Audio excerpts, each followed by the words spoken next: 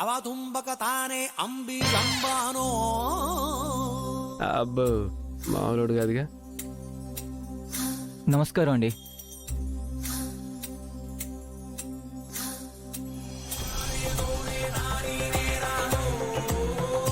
ఈ అబ్బాయి నీకు తెలుసా రుక్మిణి?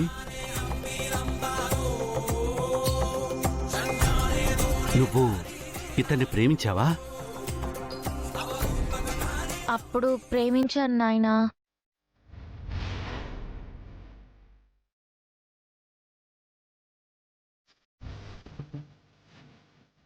ఇప్పుడు కాదు.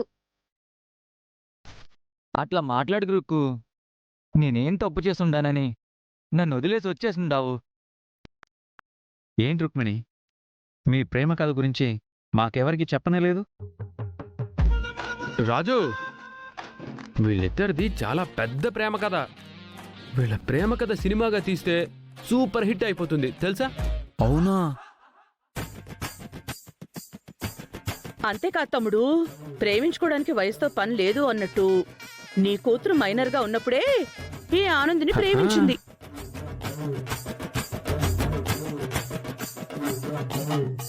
ఈ ఆనంద్ పాప జులైలా తిరుగుతూ ఉండేవాడట. ఇంత అందమైన అమ్మాయి వెంటపడుతుంటే ఎవరు మాత్రం వద్దనుకుంటారు? అలా ఆనంద్ కూడా ప్రేమలో పడ్డాడంట.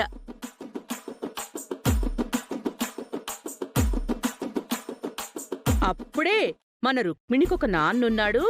ఆ నాన్న సీఎం అని తెలిసి సీఎం కూతురుతో పెట్టుకుంటే ఆ కేసులు ఈ కేసులు పెట్టి వేసి తిరగదంతారని భయపడి దూరంగా ఉన్నాడంట తమ్ముడు. ఈ మధ్య సూపర్ హిట్ అయిన సినిమా కథ చెప్పినట్టున్నాడు రాజు. వాళ్ళు చెప్తుంది నిజమేనా రుక్మిణి? ఆనంద్ని ఇష్టపడిన మాట నిజమే నాయనా.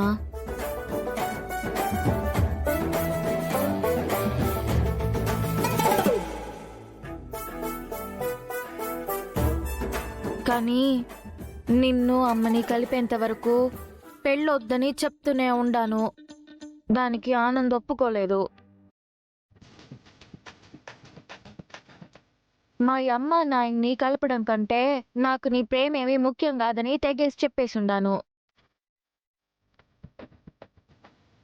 మళ్ళీ ఎందుకు వచ్చిండావు? పో, మరి అదిగా బయటికి పో.